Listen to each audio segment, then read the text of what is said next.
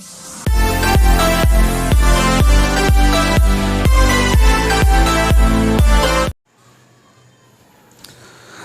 दोस्तों, कैसे उम्मीद है कि आप अच्छे होंगे। टारगेट विद राज मिनट पे आप लोग का एक बार फिर से स्वागत है दोस्तों। चलिए आज हम बात करते हैं बीपीएससी मेंस की तैयारी सबसे पहले हमें क्यों शुरू करना चाहिए। इसी चीज़ को बात कर हम जानेंगे। सबसे पहले मेंस की ही तैयारी क्यों हमें शुरू करना चाहिए।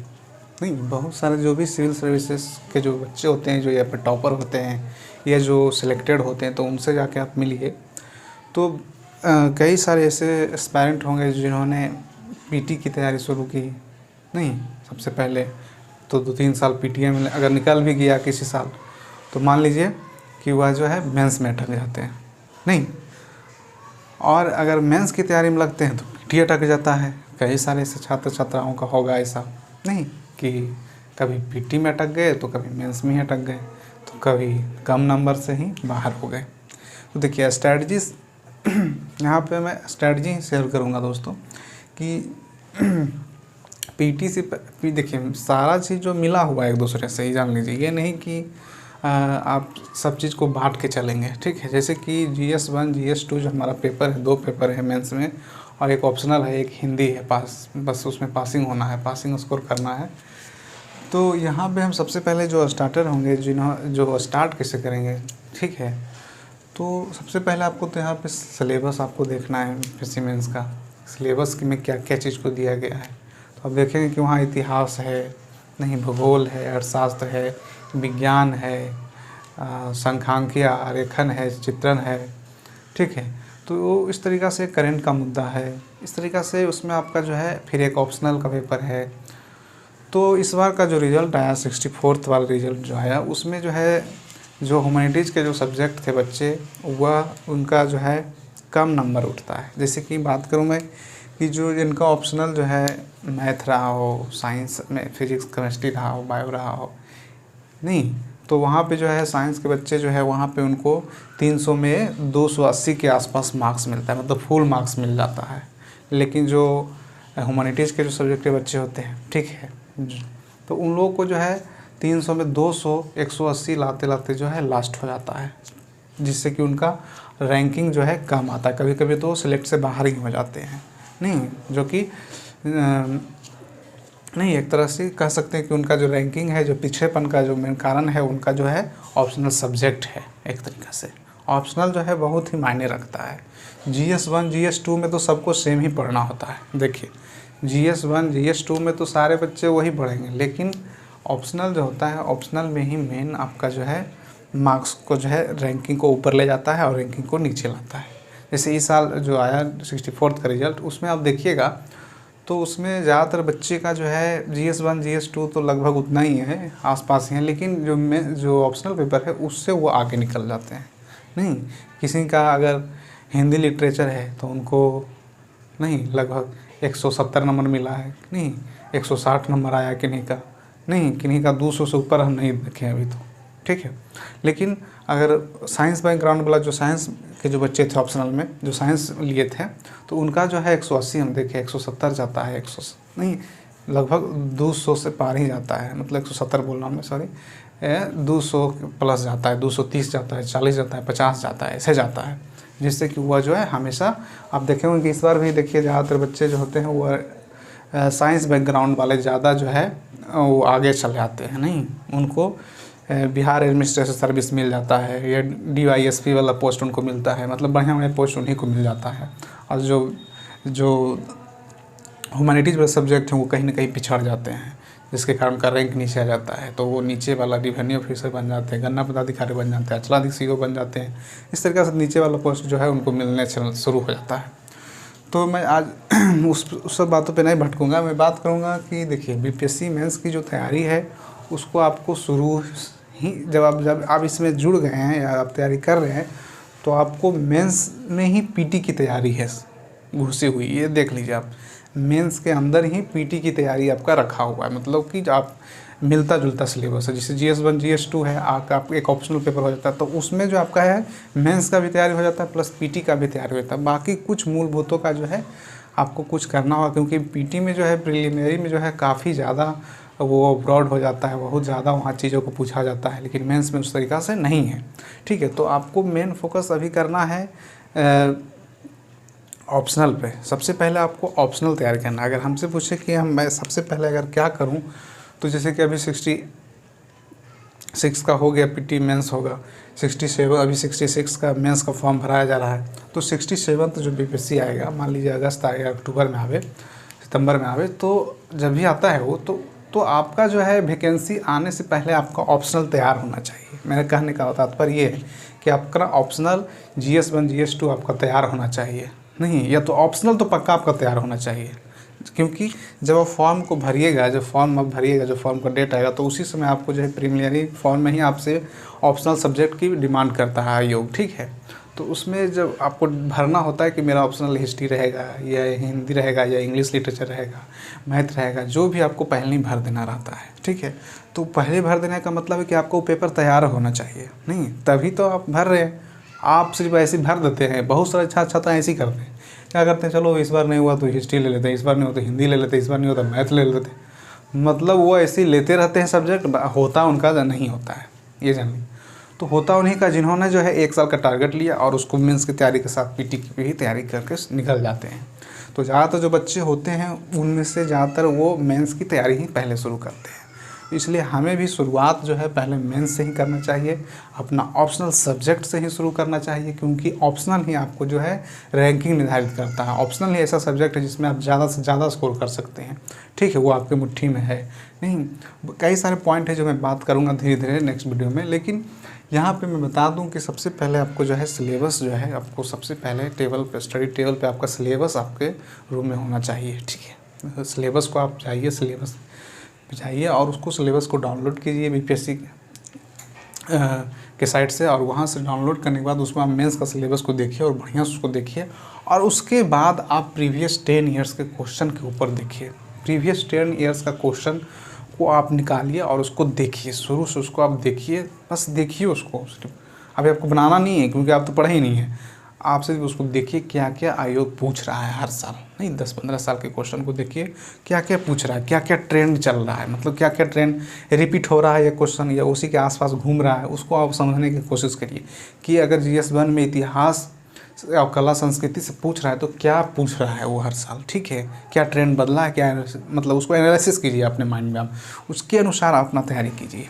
ठीक है, जैसे कि बिरसा मुंडा वाला पार्ट हो गया, नहीं 1857 में क्रांति, ये बार रिपीट हो रहा है। ठीक है, तो इस चीज़ को, बाढ़ वाला, इस बिहार में बाढ़ का कारण क्या है, नहीं, तो इस तरीक़े से कई सारी चीज़ जो है वो रिपीटेशन में आ रहा है। ठीक है, सूखा का कारण, बाढ़ का कारण, शिक्षा का, हेल्थ का सेक्टर, ये सब कहीं ना कहीं रिपीट होते रहता है। तो उस चीज़ों को आप समझिए, प्रीवियस ईयर्स क्वेश्चन को आप जब देखिएगा तभी आप उसको समझ पाइएगा आसानी से। ठीक है, जब तक आप नहीं देखिएगा प्रीवियस ईयर क्वेश्चन को, कैसे आपको मालूम हो कि क्या हमको पढ़ना है क्या नहीं पढ़ना है। ठीक है, तो शुरुआती दौर में अगर आप कुछ ज़्यादा ही पढ़ लेते हैं, शुरुआत में मान लें कोई बुक को हम रीडिंग कर रहे हैं तो ठीक है, ये एक फर्स्ट हम मान ले इतिहास पढ़ा, तो इतिहास में हम मान लें कि बहुत ज़्यादा पढ़ लिया शुरुआत में, तो सेकेंड बार में उससे आप कम पढ़ेगा, नहीं थर्ड बार में उससे आपको कम, क्योंकि जल्दी समझ में आने लगेगा, उससे भी ज़्यादा समझ में आने लगेगा, तीसरी बार आप दोहराएंगे, चौथी बार आपको उससे भी कम समय लगेगा। ठीक है, तो इसी तरीक़ा से आपको जो है सबसे पहले प्रीवियस 10 ईयर क्वेश्चन को देखना है। जाइए क्वेश्चन को देखिए, देखने के बाद जो है आप एक अपना ऑप्शनल 1-2 दिन में आप ऑप्शनल अपना डिसाइड कर लें। और सबसे पहले आपको काम करना है कहाँ पे, तो ऑप्शनल पे काम करना है। सबसे पहले मान ली मेरा इतिहास है या आपका भूगोल है, कुछ भी सब्जेक्ट आपका है, तो आप सबसे पहले उसको मजबूत करिए, उसको पढ़िए। 2 महीना में आप नोट्स बना के रेडी कर दीजिए, 1.5 से 2 महीना में आपका ऑप्शनल तैयार होना चाहिए। ठीक है, तो 1.5 से 2 महीना आप ऑप्शनल पे वर्क कर दीजिए, काम कर दीजिए अच्छा से। अब ऑप्शनल वही ऑप्शनल पर एक वीडियो लाऊंगा स्पेशल, तो इस तरीक़े से ऑप्शनल को तैयार कीजिए। उसके बाद GS1 और GS2 को आप तैयार कीजिए। ठीक है, GS1 और GS2, उसके बाद जैसे ही समय मिलता है, जैसे कि अब प्रीलिमिनरी का डेट आ जाता है, तो आप जो है जैसे 2-3 महीना बचता है पीटी का एग्ज़ाम से 3 महीना पहले, 4 महीना पहले आप क्या कर लें, लग जाए पीटी में आप लग जाएँ। ठीक है, पीटी में लग जाए, 3 महीना पहले, जो आप 3 से 4 महीना पहले आप पीटी में लग जाएँ। ठीक है, प्रीलिमिनरी में लग जाए तैयारी में उसका, क्योंकि जैसे 3 महीने, जैसे कि मान लीजिए अभी जून चल रहा है, तो जुलाई, अगस्त, सितंबर में एग्ज़ाम होना है, तो आप साफ भी सब लग जाएँ। ठीक है, ऐसे करना है पीटी का तैयारी।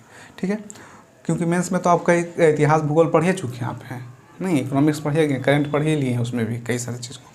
ठीक है। उसके बाद हम आते हैं जैसे कि आप जब मेंस की तैयारी कीजिएगा तो उसमें सबसे पहले आपको जब प्रीवियस स्टेज का क्वेश्चन आप देख लेंगे तो उसके बाद आपको करना क्या है, उसके बाद स्टडी मटेरियल आपको तैयार करना है। अब स्टडी मटेरियल का देखिए उतना महत्वपूर्ण इसका रोल तो है ही, लेकिन फिर भी उतना भी नहीं है जितना कि आप समझ रहे होंगे बाकी सब लोग कि बिना स्टडी मटेरियल कहाँ से लाएँ, कैसे लाएँ। देखिए स्टडी मटेरियल सीमित होना चाहिए, ये नहीं कि बहुत ज़्यादा होना चाहिए। सबसे पहले दिए स्टडी में तो चुनिंदा ही होना चाहिए, सटीक होना चाहिए।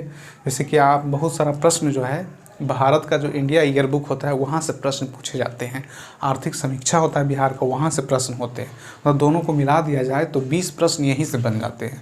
इंडिया ईयर बुक और जो है आपका बिहार का आर्थिक समीक्षा नहीं बजट, यहीं से 20 प्लस प्रश्न जो है बन जाते हैं। ठीक है, तो 10 नंबर तो आपको मैथ से ही मिल जाता है, परसेंटेज वगैरह एवरेज वगैरह ये सब चीज़ को आप अगर करते हैं बढ़िया से तो यहीं से आपको 10 मार्क्स मिल जाता है। ठीक है, तो फिर आपका एक ऑप्शनल हो जाता है, तो वहाँ अगर आप ऑप्शनल है जो कि वैसा ऑप्शनल है आपका जो कि पूछा जाएगा पीटी में उस तरीका का लेते हैं तो वहाँ पे भी आपको प्लस पॉइंट मिल जाता है। फिर आपका कोई ऐसा सब्जेक्ट होगा जो आपको अच्छा लगता होगा तो वहाँ से आपका 10-15 बढ़ जाता है। तो इसी तरीक़ा से जो है कई सारे मार्क्स जो है आपके हाथ में चलते आता है। मान लीजिए कि आपका एग्ज़ाम में आप बैठते तो 50-60 नंबर तो ऐसे होते हैं जो आपके सीधे हाथ में मुट्ठी में होता है, उसको आप सही में सही करिए देंगे। बाकी जो है ऑप्शन के थ्रू हम जाके जो है उसको हम जो है एलिमिनेट करते जाते हैं और आंसर तक पहुंच जाते हैं। ठीक है, एलिमिनेशन मेथड उसको कहते हैं। ठीक है, तो वहाँ से आप पहुँचते चल जाते हैं। तो स्टडी मटेरियल में जैसे कि मैं बात करूँ कि आपको जैसे कि बताया भी मैं था पिछला वाला वीडियो, अगर आप मेरा नहीं देखे हैं तो जाएँ वहाँ पे आप देखें कि पीटी की तैयारी कैसे करें। मेंस की वाला में भी बताया हुआ स्टडी मटेरियल क्या क्या स्टडी मटेरियल रहेगा, वो वीडियो आप ज़रूर जाके देखें। ठीक है, तो नेक्स्ट हम चलते हैं answer writing daily dose. Answer writing daily dose में क्या आपको करना है, डेली जैसे आप जब तक आप स्टडी नहीं कीजिएगा तब तक आप लिखिएगा कैसे चीज़ों को, नहीं आपके अंदर कंटेंट माइंड में आपका है ही नहीं, तो आप कैसे आंसर राइटिंग कीजिएगा। तो सबसे पहले तो आपको पढ़ना होगा चीज़ों को। ठीक है, आपको सबसे पहले पढ़ना होगा, समझना होगा, एक अपना पॉइंट ऑफ व्यू बनाना होगा, तभी तो आप पेपर पे लिखिएगा। तो जैसे कि मान ली कोई चैप्टर हम पढ़ लें, मतलब बौद्ध धर्म हमने पढ़ लिया, जैन धर्म पढ़ लिया, ठीक है, महाजनपद पढ़ लिया, वैदिक काल पढ़ लिया, ठीक है, गुप्त काल पढ़ लिया, मौर्य काल पढ़ लिया, जो भी आप काल पढ़ते हैं तो वहाँ से जो प्रश्न देखिए प्रीवियस ईयर्स में जो प्रश्न उस पर पूछे गए हैं वो प्रश्न को उठाइए और उस पर अपना लिखना शुरू कीजिए। आप लिख कर आप दिखाइए अपने सीनियर को या फिर अपने घर वालों को दिखाइए कि उनको कैसा लग रहा है आंसर।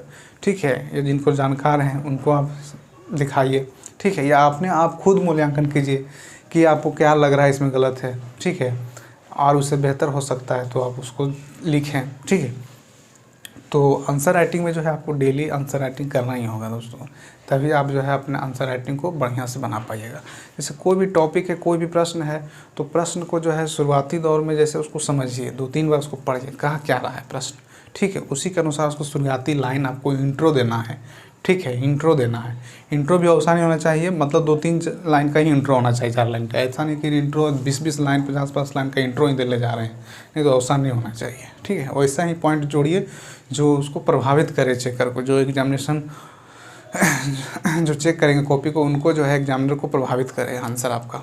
ठीक है, तो उस तरीक़ा से आपको लिखना है। कंक्लूजन भी वैसे ही देना है जिसमें आपने वर्णन किया है चीज़ों को अपने आंसर में, उसी पे कंक्लूजन निकालें, ना कि पेचीदा कोई चीज़ इधर उधर से उसमें कंक्लूजन डाल दें, वैसा भी नहीं होना चाहिए।